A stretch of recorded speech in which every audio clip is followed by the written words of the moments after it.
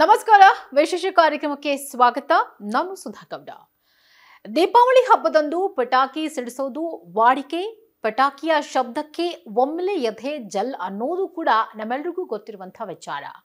ಆದ್ರೆ ಈ ಪಟಾಕಿ ಶಬ್ದದಿಂದ ನಮ್ಮ ಹೃದಯಕ್ಕೆ ಹಾನಿಯಾಗುತ್ತೆ ಅನ್ನೋ ವಿಚಾರ ನಿಮಗೆ ಗೊತ್ತಿದೆಯಾ? ಹೌದು, ಖಂಡಿತವಾಗ್ಲೂ ಹೃದಯದ ಸಮಸ್ಯೆ ಇರುವಂಥವರಿಗೆ ಪಟಾಕಿ ಶಬ್ದದಿಂದ ಅಪಾಯ ಸಂಭವಿಸುತ್ತೆ ಅನ್ನೋ ವಿಚಾರವನ್ನ ನಾವೆಲ್ಲರೂ ಕೂಡ ತಿಳ್ಕೊಂಡು ಪಟಾಕಿಯನ್ನ ಹಚ್ಚಬೇಕಾಗತ್ತೆ. ನೋಡಿ, ಪಟಾಕಿ ಸಿಡಿಯೋದನ್ನ ನೋಡೋದು, ಆಕಾಶವನ್ನ ಬೆಳಗಿಸೋದು ಕಣ್ಣಿಗೆ ಆನಂದವನ್ನೇನು ಕೊಡಬಹುದು. ಆದ್ರೆ ಪಟಾಕಿ ಸಿಡಿಸುವಾಗ ಉಂಟಾಗುವಂತ ಆ ಶಬ್ದದಿಂದ ಗಂಭೀರವಾದಂತ ಆರೋಗ್ಯದ ಅಪಾಯ ಉಂಟಾಗತ್ತೆ. ಅದರಲ್ಲೂ ಕೂಡ ಹೃದಯದ ಕಾಯಿಲೆ ಇರುವಂಥವರಿಗೆ ಈ ಪಟಾಕಿ ಶಬ್ದ ನಿಜಕ್ಕೂ ಹಾನಿಯನ್ನ ಉಂಟು ಮಾಡುತ್ತೆ.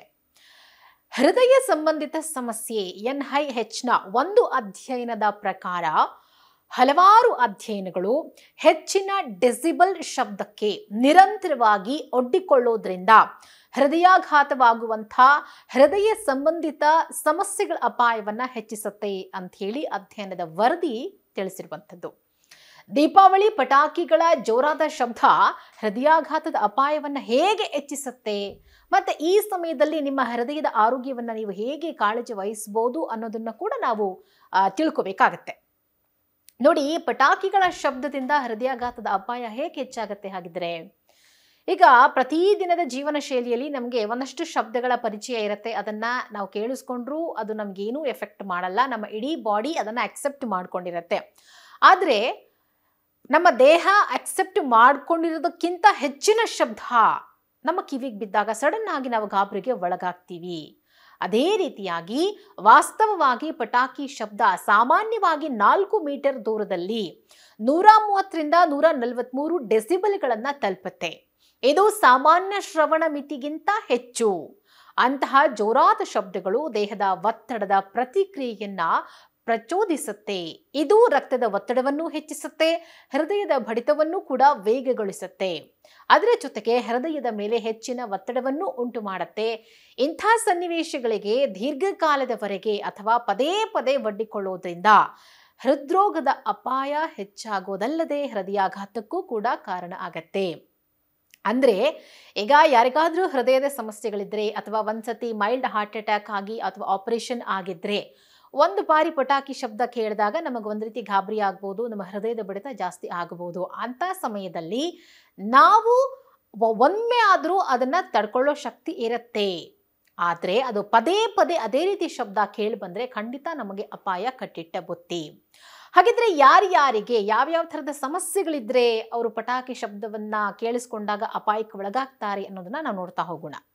ನೋಡಿ, ಒಂದು ನಾನು ಆಗ್ಲೇ ಹೇಳಿದಾಗೆ ಮೊದಲೇ ಹೃದಯದ ಕಾಯಿಲೆ ಇರುವಂಥ ಜನರು, ಜೊತೆಗೆ ಇಲ್ಲಿ ಪಟಾಕಿಗಳ ಜೋರಾದ ಶಬ್ದದಿಂದ ಅವರು ಮೊದಲಿಗೆ ಹೆಚ್ಚಾಗಿ ಅಪಾಯಕ್ಕೆ ಒಳಗಾಗ್ತಾರೆ, ಅಪಾಯದಲ್ಲಿರ್ತಾರೆ.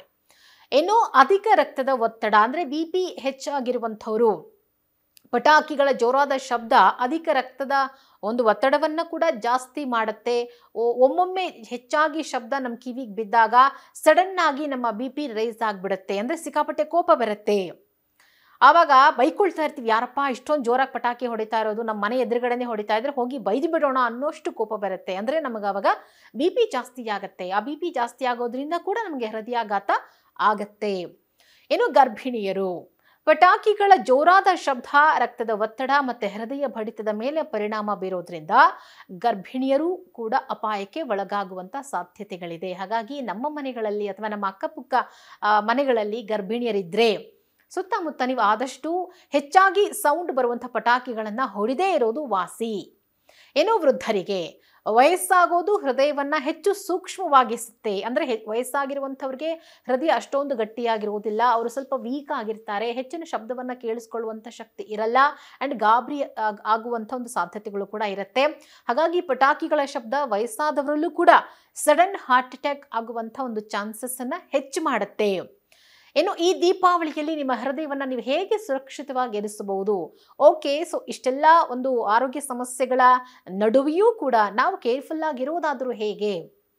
ಹೃದಯಾಘಾತದಂಥ ಅಪಾಯಗಳನ್ನು ತಪ್ಪಿಸೋದಕ್ಕೆ, ಪಟಾಕಿಗಳ ಜೋರಾದ ಶಬ್ದವನ್ನು ತಪ್ಪಿಸೋದಕ್ಕೆ, ಹೃದಯದ ಸಮಸ್ಯೆ ಇರುವಂಥವರು ದೀಪಾವಳಿಯಲ್ಲಿ ಮನೆಯ ಒಳಗಡೆನೇ ಇರಬೇಕು. ಅಂದರೆ ಕಂಪ್ಲೀಟ್ ಆಗಿ ನಿಮ್ಮ ಮನೆಯ ಡೋರ್ ಆಗಿರ್ಬೋದು, ವಿಂಡೋಗಳಾಗಿರ್ಬೋದು, ಹೊರಗಡೆಯಿಂದ ನಮಗೆ ಶಬ್ದ ಕೇಳಿಸದೇ ಇರುವ ರೀತಿಯಲ್ಲಿ ನಮ್ಮ ಮನೆಯನ್ನು ಕಂಪ್ಲೀಟ್ ಆಗಿ ನಾವು ಲಾಕ್ ಮಾಡಿಕೊಂಡು ಮನೆ ಒಳಗಡೆ ಇರಬೇಕು, ಎಷ್ಟೊತ್ತು ಪಟಾಕಿ ಹೊಡೆದು ಮುಗಿಯುವವರೆಗೂ. ಇನ್ನು ಹೊರಗಿನ ಶಬ್ದ ಒಳಗೆ ಬಾರದಂತೆ ಹೃದ್ರೋಗಿಗಳು, ಕಿಟಕಿಗಳು ಹಾಗೆ ಬಾಗಿಲನ್ನು ಮುಚ್ಚಿಕೊಂಡು ನೀವು ಆದಷ್ಟು ಎಚ್ಚರದಿಂದ ಇರಬೇಕಾಗಿ ಬರುತ್ತೆ. ನಿಮ್ಗೆ ಯಾವ ಶಬ್ದನೂ ಕೂಡ ನಿಮ್ಮ ಕಿವಿ ಮೇಲೆ ಬೀಳಬಾರ್ದು. ಆ ರೀತಿ ನೀವು ನಿಮ್ಮ ಒಂದು ಪ್ರೊಟೆಕ್ಷನನ್ನು ಮಾಡ್ಕೊಳ್ಬೇಕು. ಅಗತ್ಯ ಇದ್ದರೆ ಆದರೂ ಕೂಡ ನಿಮಗೆ ಸೌಂಡ್ ಬರ್ತಿದೆ ಹೊರಗಡೆಯಿಂದ ಅಂದರೆ ನೀವು ಕಿವಿಗೆ ಹತ್ತಿ ಇಟ್ಕೊಳ್ಳುವಂಥದ್ದು ಅಥವಾ ನಮ್ಮ ಇಯರ್ ಪ್ಲಗ್ಗಳನ್ನು ಬಳಸ್ಕೊಂಡು ನೀವು ಮ್ಯೂಸಿಕ್ ಕೇಳುವಂಥದ್ದು ಅಥವಾ ಮೂವಿ ನೋಡುವಂಥದ್ದು, ಟಿ ವಿ ನೋಡುವಂಥದ್ದು, ಹೀಗೆ ಬೇರೆ ಬೇರೆ ಒಂದು ಚಟುವಟಿಕೆಗಳಲ್ಲಿ ನಿಮ್ಮನ್ನು ನೀವು ತೊಡಗಿಸ್ಕೊಳ್ಳಿ, ಹೊರಗಿನ ಶಬ್ದ ನಿಮಗೆ ಕೇಳಿಸದೇ ಇರುವ ರೀತಿಯಲ್ಲಿ. ಇನ್ನು ಧ್ಯಾನ ಮಾಡಿ. ಕೆಲವರಿಗೆ ಧ್ಯಾನದ ಅಭ್ಯಾಸ ಇತ್ತು ಅಂತಂದರೆ ನೀವು ಧ್ಯಾನ ಮಾಡ್ಬೋದು. ಆಳವಾದ ಉಸಿರಾಟದಂಥ ವಿಶ್ರಾಂತಿ ತಂತ್ರಗಳನ್ನು ಕೂಡ ನೀವು ಪ್ರಯತ್ನ ಮಾಡ್ಬೋದು. ಯೋಗ ಮಾಡೋ ಅಭ್ಯಾಸ ಇದ್ದರೆ ಯೋಗ ಮಾಡಿ ಅದರಲ್ಲೇ ತಲ್ಲೀನರಾಗಿ, ಮ್ಯೂಸಿಕ್ ಕೇಳೋ ಅಭ್ಯಾಸ ಇದ್ದರೆ ಅದರಲ್ಲೇ ತಲ್ಲೀನರಾಗಿ, ಹೀಗೆ ಬೇರೆ ಬೇರೆ ಚಟುವಟಿಕೆಗಳಲ್ಲಿ ನಿಮ್ಮನ್ನು ನೀವು ತೊಡಗಿಸ್ಕೊಳ್ಳಿ, ಪಟಾಕಿ ಶಬ್ದ ನಿಮ್ಮ ಕಿವಿಗೆ ಬೀಳದ ರೀತಿಯಲ್ಲಿ. ಇನ್ನು ನಿಮ್ಮ ರಕ್ತದ ಒತ್ತಡ ಮತ್ತು ಹೃದಯದ ಬಡಿತವನ್ನು ನಿಯಮಿತವಾಗಿ ಮೇಲ್ವಿಚಾರಣೆ ಮಾಡಿ. ಅಂದರೆ ಹೊರಗಡೆ ಪಟಾಕಿ ಶಬ್ದ ಬರ್ತಾ ಇದೆ ಅಂತಂದಾಗ ನಿಮ್ಮನ್ನು ನೀವು ಚೆಕ್ ಮಾಡ್ಕೊಳ್ಳಿ, ಅಥವಾ ಹಾರ್ಟ್ ಬೀಟ್ ಎಷ್ಟು ರೇಟ್ ಹೋಗ್ತಾ ಇದೆ, ನಿಮ್ಮ ಬಿ ಪಿ ಎಷ್ಟಿದೆ, ಮನೆಯಲ್ಲಿ ಒಂದಷ್ಟು ಸ್ಮಾಲ್ ಎಕ್ವಿಪ್ಮೆಂಟ್ಸ್ ಇರುತ್ತೆ ಅದೆಲ್ಲ ಚೆಕ್ ಮಾಡ್ಕೊಳ್ಳೋಕ್ಕೆ. ಸೊ ಚೆಕ್ ಮಾಡ್ಕೊಳ್ತಾ ಇರಿ ಅವಾಗ ಅದು ಏರಿಕೆ ಆಗ್ತಿದೆ ಅಂತಂದಾಗ ನಿಮ್ಮನ್ನು ನೀವು ಕೂಲ್ ಮಾಡ್ಕೊಳ್ಳೋಕ್ಕೆ ಏನೆಲ್ಲ ಪ್ರಯತ್ನಗಳನ್ನು ಮಾಡ್ಬೋದು ಅದನ್ನು ನೀವು ಮಾಡ್ತಾ ಹೋಗಿ. ಈ ರೀತಿಯಾಗಿ ಮಾಡೋದ್ರಿಂದ ಆದಷ್ಟು ಪಟಾಕಿ ಶಬ್ದಗಳಿಂದ ನಾವು ದೂರ ಇರಬಹುದು. ಇನ್ ಕೇಸ್ ನಿಮ್ಮ ಮನೆ ಸುತ್ತಮುತ್ತ ಇಷ್ಟು ಗಂಟೆವರೆಗೂ ಪಟಾಕಿ ಹೊಡಿತಾರೆ ಅಂತೇಳಿ ನಿಮಗೆ ಗೊತ್ತಿದ್ರೆ ಮನೆಯಿಂದ ಆದಷ್ಟು ಹೊರಗೆ ಇರುವಂಥ ಪ್ರಯತ್ನ ಮಾಡಿ. ದೇವಸ್ಥಾನಗಳಲ್ಲೋ ಅಥವಾ ಬೇರೆ ಎಲ್ಲೋ ಶಾಪಿಂಗ್ ಹೋಗುವಂಥದ್ದು, ಸುಮ್ಮನೆ ಯಾವುದೋ ಒಂದು ವಿಸಿಟ್ಗೆ ಹೋಗುವಂಥದ್ದು, ಅಟ್ಲೀಸ್ಟ್ ಒಂದು 2-3 ಅವರ್ ಈ ರೀತಿಯಾಗಿ ಟೈಮನ್ನು ಸ್ಪೆಂಡ್ ಮಾಡಿ ಒಟ್ಟಿನಲ್ಲಿ ಶಾಂತವಾಗಿರುವಂಥ ಪ್ರಯತ್ನವನ್ನು ಮಾಡೋದ್ರ ಮುಖಾಂತರ ದೀಪಾವಳಿ ಪಟಾಕಿಯಿಂದ ದೂರ ಇದ್ದು ನಿಮ್ಮನ್ನು ನೀವು ರಕ್ಷಣೆ ಮಾಡಿಕೊಳ್ಳಿ.